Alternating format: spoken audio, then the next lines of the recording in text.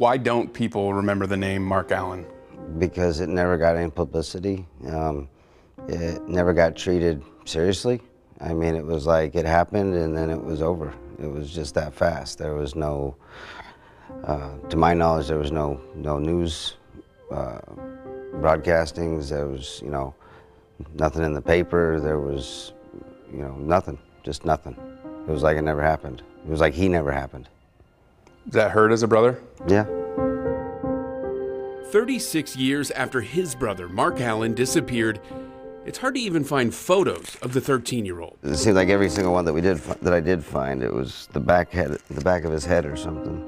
But a younger brother doesn't forget the memories of his older one, including the day he was last seen in March 1986. I can remember the feeling of desperation in the house, of not knowing where he was. Allen was heading to a friend's house from his on Emma Avenue on Des Moines South Side, and never showed up, never returned, and was never seen again. With Mark Allen's case, it started off as a runaway, and then over time, you look at it and say, something else is going on here. That something else is a missing boy who likely isn't a runaway. I don't know if I lose hope. I just recently decided, I want answers.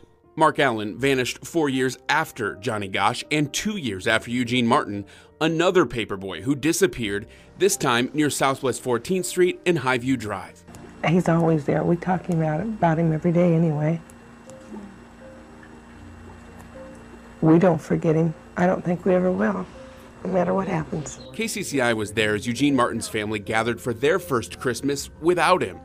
They've since been through 36 more. We kept Christmas presents from him for almost 5-6 years. We just kept them. Martin was delivering papers on a Sunday morning and, like Gosch, was never seen again. I want to believe that he's still alive.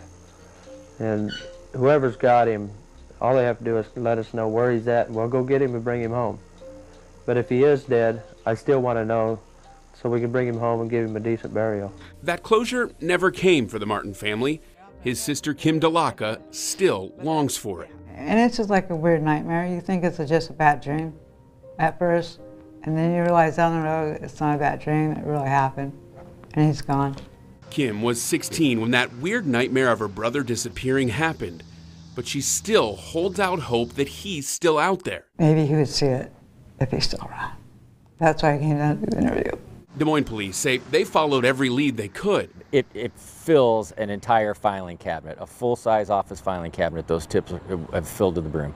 The one question on everyone's mind, are the disappearances of Johnny Gosch, Mark Allen, and Eugene Martin possibly connected? That's one of the questions that just pounds on us that we would love to have an answer for. If you could connect the cases, it might make the investigation, go a little quicker in one direction or another.